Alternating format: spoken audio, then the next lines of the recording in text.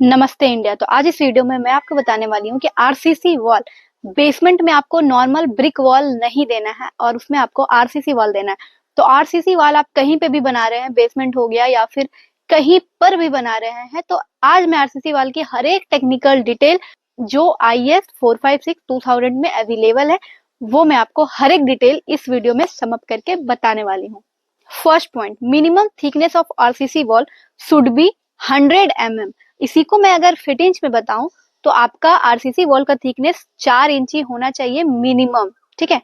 दूसरा point, the ratio of effective height to the thickness of wall should not exceed 30।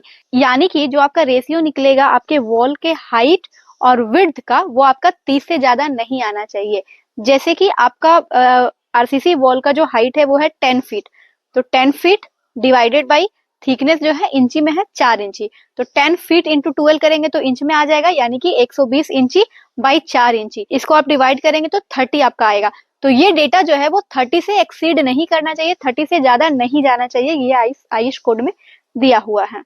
तीसरा point, minimum ratio of vertical bar area to the gross concrete area. यानी कि आप vertical, जैसे इस तरीके का आपका आरसीसी वॉल को आप टॉप से देखेंगे तो कुछ ऐसा दिखेगा, और ये रहा आपका वर्टिकल बार्स। ठीक है। तो आप वर्टिकल बार का एरिया निकालिएगा, उसको डिवाइड करिएगा टोटल ग्रॉस कंक्रीट एरिया से, तो वो आपका जो है आना चाहिए 0.0012 for bar up to 16 mm, 16 mm तक का बार के लिए। और अगर आप 16 mm का बार से ज्यादा यूज कर रहे हैं तो वो डेटा आना चाहिए 0.0015, उससे ज्यादा नहीं आना चाहिए।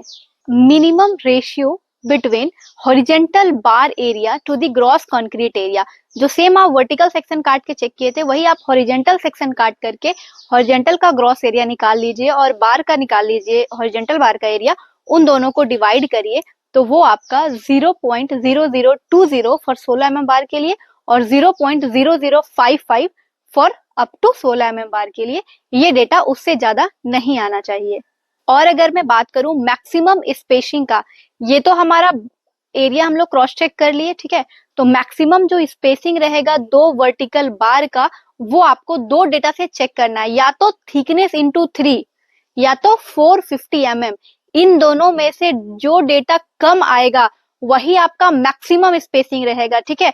तो चलिए इसको हम लोग चेक करके देखते हैं। वॉल का थिकनेस हम लोग का 4 इंची है, तो 4 इंटू 3 करेंगे तो 12 इंची आएगा। तो 12 इंची यानी कि 1 फीट हम लोग को मैक्सिमम स्पेसिंग रखना है, उससे ज्यादा नहीं रखना। और 450 mm यानी कि 1.5 इंची, तो 1.5 और 1 यानी कि 1 इंची मिनिमम है, तो मिनिमम वाला हम लोग को मैक्सिमम स्पेसिंग होता है। ठीक है। तो 1 इंची मैक्सिमम स्पेसिंग हम लोगों को देना है दो वर्टिकल बार के बीच में। अब मैं हॉरिजेंटल बार की बात कर लूं तो हॉरिजेंटल बार का भी सेम फॉर्मूला है, 3 इंटू वॉल थिकनेस और 450 mm। दोनों में से जो डेटा कम आएगा वो आपका मैक्सिमम स्पेसिंग होगा हॉरिजेंटल बार के लिए। तो ये हमारा स्पेसिंग भी हो गया। लास्ट और एक टर्म में ये आपको बताना चाहूंगी कि वॉल थिकनेस आपका 100 mm तक लेना है। ठीक है, 4 इंची। बट अगर आपका हैवी स्ट्रक्चर है तो उस केस में अगर आप 100 mm ना लेके 150 mm लिए, 300 mm लिए, या तो ज्यादा ही है, तो वैसे केस में आपका जो बार बंधाएगा ना वो सिंगल जाली नहीं रहेगा, वो डबल जाली रहेगा। ठीक है। तो 200 mm से कम है वॉल थिकनेस तो आप सिंगल जाली बना के आरसीसी वॉल कास्ट कर सकते हैं। बट अगर आपका वॉल का थिकनेस 200 mm से ज्यादा है तो आपको डबल जाली बनाना होगा हॉरिजेंटल और वर्टिकल बार को मिक्स करके, उसके बाद ही आप आरसीसी वॉल को कास्ट करें। तो आई होप इस वीडियो में आपका आरसीसी वॉल से रिलेटेड जितना भी टेक्निकल डिटेल था मैं इस वीडियो में आपको बता दी और आप इस चीज से समझ के ही आरसीसी वॉल को बनाएंगे। तो आई होप ये वीडियो आपके लिए हेल्पफुल रहा हो। तो अगर आप भी आरसीसी वॉल बना रहे हैं तो ये छोटी छोटी टेक्निकल डिटेल जरूर चेक करें और ये वीडियो उन लोग को शेयर करें जो बेसमेंट या फिर कमर्शियल बिल्डिंग या फिर कुछ भी आरसीसी वॉल के बारे में जानना चाहते हैं। तो गाइज मिलते हैं अगले वीडियो में, तब तक के लिए बने रहिए हमारे साथ to build your dream. Bye bye.